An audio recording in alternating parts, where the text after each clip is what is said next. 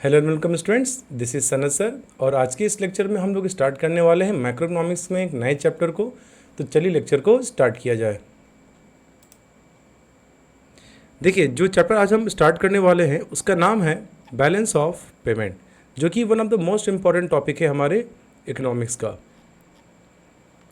तो what is balance of payment, आइए इसको देखा जाए। BOP is a statement of accounts showing all monetary transactions of a country with the rest of the world during a period of time, generally 1 year। देखो, हम लोगों ने GDP में पढ़ा कि GDP में हम क्या करते हैं, हम दूसरे देशों से सामान सेल करते हैं, हम परचेज करते हैं, हम सेल करते हैं।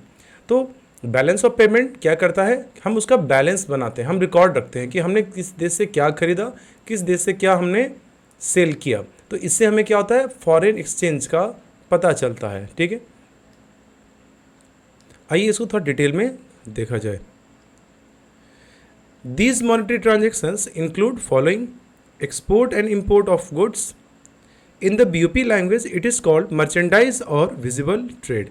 देखो, सबसे पहले होता है जब हम किसी देश को कुछ चीज़ हम सेल करें तो हम सेल क्या करेंगे, गुड्स, सर्विसेज और many other things are there.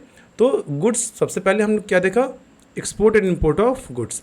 तो देखो, जो sale and export of goods होता है वो क्या कहलाता है, विजिबल ट्रेड और merchandise trade.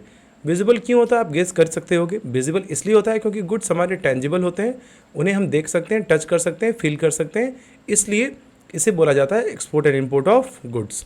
Then we have export and import of services. देखिए, इसे हम इनविजिबल ट्रेड भी बोलते हैं। ये एक मार्क के क्वेश्चन में पूछा जाता है। क्यों? क्योंकि सर्विसेज को देखे नहीं जा सकते हैं, सर्विसेज हमारे क्या होते हैं, इनविजिबल होते हैं, इनटेंजिबल होते हैं। हमारा अगला टॉपिक है that is international sale and purchase of financial assets. These assets include stock and bonds. देखो, चूंकि वर्ल्ड ग्लोबलाइज्ड है तो कोई भी हमारे इकोनॉमी में इन्वेस्ट कर सकता है। जब मैं बोलता हूँ कोई हमारी इकोनॉमी में इन्वेस्ट करता है तो आपको पता होगा इन्वेस्टमेंट दो तरीके से की जाती है।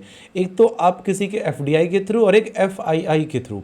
FII का फुल फॉर्म होता है फॉरेन इंस्टीट्यूशनल इन्वेस्टमेंट।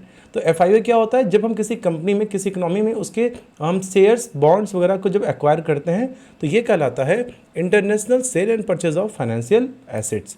उसी तरीके से जब हम जब हम किसी देश में या किसी दूसरे देश के कंट्री में या उसकी किसी कंपनी में जब हम एसेट्स वगैरह एक्वायर करते हैं तो ये क्या कहलाता है, international cell purchase of real assets. यहाँ पे मैंने आपके लिए एक डायग्राम बनाया है। I hope you find it interesting and you will be able to understand it.